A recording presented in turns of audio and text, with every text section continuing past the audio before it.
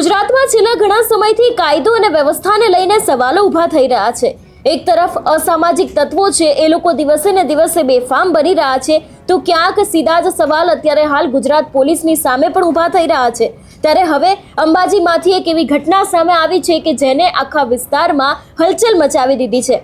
અંબાજીના તાલુકા પંચાયતના મહિલા સદસ્ય છે, તેમના પતિ ઉપર હુમલો કરવામાં આવ્યો છે અને હવે એ જ વ્યક્તિ દ્વારા ક્યાંક આની પાછળ રાજકીય કાવતરું છે એવો આક્ષેપ મૂકવામાં આવ્યો છે। શું છે આખો આ મામલો, તેની વાત આ વિડીયોમાં। નમસ્કાર, હું હંસિની અને તમે જોઈ રહ્યા છો નિર્ભય ન્યૂઝ। સ્થાનિક સ્વરાજની ચૂંટણી ગઈ, આપણે જોયું કે ચૂંટણી બાદ પણ ઘણી બધી એવી રાજકીય અદાવતોને કારણે ઘણી બધી જગ્યાએથી એવી ઘટનાઓ સામે આવી કે ક્યાંક હુમલો કરવામાં આવ્યો હોય, ક્યાંક આપણે જોયું હતું કે જે રીતની ઘટનાઓ બનતી આવી છે એ જ ઘટનાઓમાં હવે વધારો થયો છે અને સમાચાર સામે આવ્યા છે અંબાજીમાંથી। અંબાજીની આખી આ ઘટનાની વાત કરવામાં આવે તો અંબાજીમાં કાયદો અને વ્યવસ્થાની સ્થિતિ સામે ગંભીર સવાલો ઊભા કરતી એક ચોંકાવનારી ઘટના સામે આવી છે। અંબાજી તાલુકા પંચાયતના સભ્ય અરુણા અગ્રવાલના પતિ મુરારી અગ્રવાલ પર અજાણ્યા શખ્સો દ્વારા જીવલેણ હુમલો કરવામાં આવ્યો છે। આ હુમલામાં મુરારી અગ્રવાલને ગંભીર ઈજાઓ પહોંચી છે। ખાસ કરીને તેમના હાથ અને મોઢાના ભાગે ગંભીર ઈજાઓ થતાં તેમને તાત્કાલિક સારવાર અર્થે ખસેડવામાં આવ્યા હતા।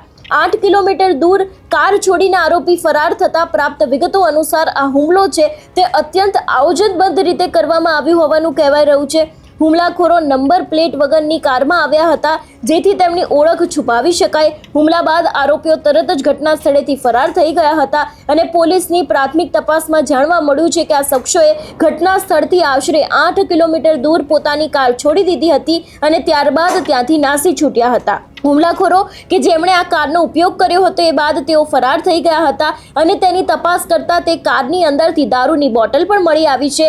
આ મુદ્દાને કારણે પોલીસ હવે આ ઘટનાને વ્યક્તિગત અદાવત કે અન્ય કોઈ ગંભીર કારણો સાથે જોડીને તપાસ કરી રહી છે। નંબર પ્લેટ વગરના વાહનોનો ઉપયોગ અને સ્થળ પરથી દારૂનો જથ્થો મળવાની અનેક ચર્ચાઓ છે એ પણ અત્યારે હાલ થઈ રહી છે। આ બનાવને પગલે સ્થાનિક પોલીસ છે એ પણ અત્યારે હાલ દોડતી થઈ ગઈ છે, પણ ક્યાંક તેમના જે સમર્થકો છે એ લોકોની અંદર પણ ભારે રોષ જોવા મળી રહ્યો છે, કારણ કે તેમના દ્વારા જેમના ઉપર હુમલો થયો છે, જે તાલુકા પંચાયતના સભ્યના પતિ છે, એમના દ્વારા સમગ્ર મામલે ખુલાસો પણ કરવામાં આવ્યો છે।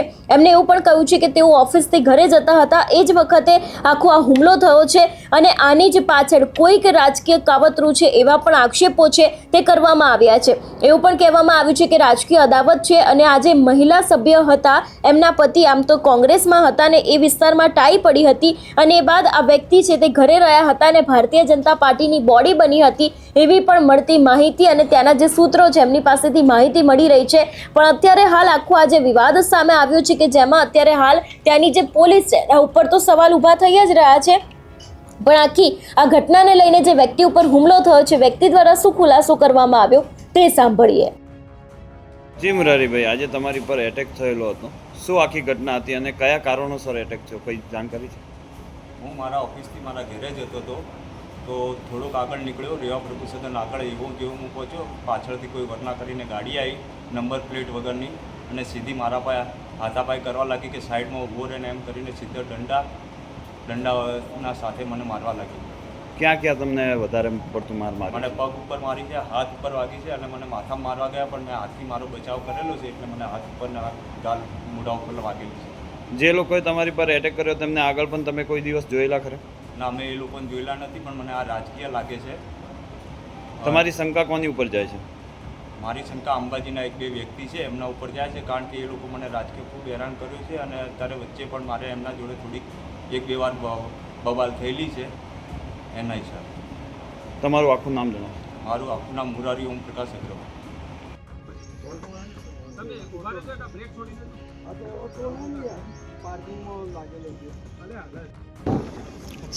एकदम आगे जाओ।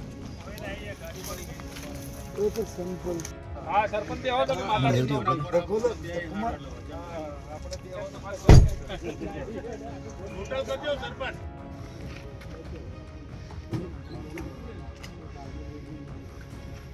મારું છે ને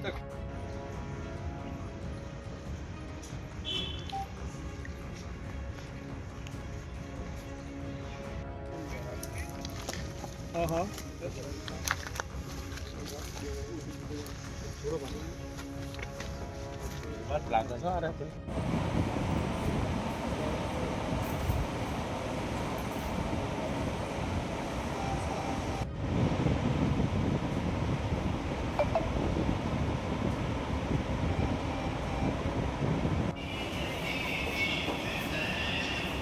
એટલે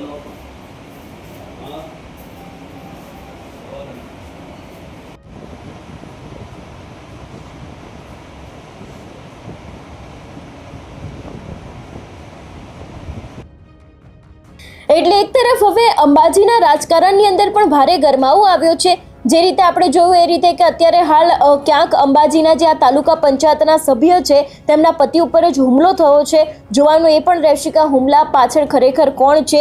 જે રીતે તેમના દ્વારા આક્ષેપ મૂકવામાં આવ્યા છે કે રાજકીય અદાવત છે, તો ખરેખર કોઈ રાજનીતિમાંથી કોઈક દ્વારા કરવામાં આવ્યું છે અને આની પાછળ કોનો હાથ છે એ પણ હવે જોવાનું રહેશે. આ વિષયને લઈને તમારું શું માનવું છે અમને કમેન્ટ કરીને ચોક્કસથી જણાવજો. તેની સાથે અમારી ચેનલ નિર્ભય ન્યૂઝને લાઇક, શેર અને સબસ્ક્રાઇબ કરવાનું ભૂલશો નહીં. નમસ્કાર.